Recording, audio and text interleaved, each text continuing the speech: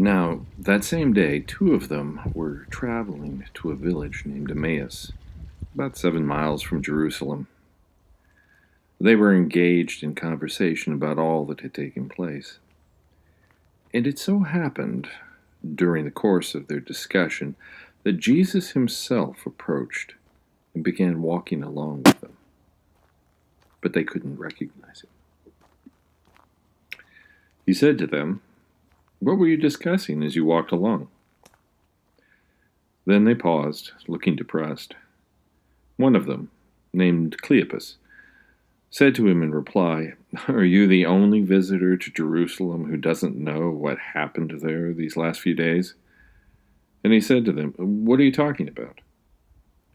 And they said to him, "About Jesus of Nazareth, who was a prophet, powerful in word and deed in the eyes of God and all the people, and how our ranking priests and rulers turned him in to be sentenced to death and crucified him.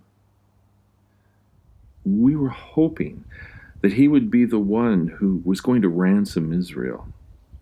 And if that weren't enough, it's been 3 days now since all this happened. Meanwhile, some women from our group gave us quite a shock.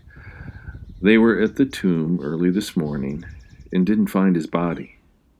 They came back, claiming even to have seen a vision of heavenly messengers who said that he was alive.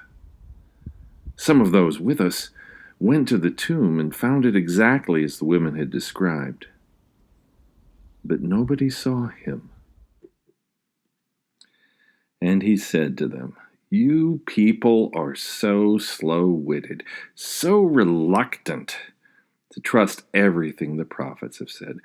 Wasn't the Anointed One destined to undergo these things and enter into his glory?" Then, starting with Moses and all of the prophets, he interpreted for them every passage of Scripture that referred to him. They had gotten close to the village to which they were going, and he acted as if he were going on. But they entreated him, saying, "Stay with us. It's almost evening. The day is practically over." So he went in with them.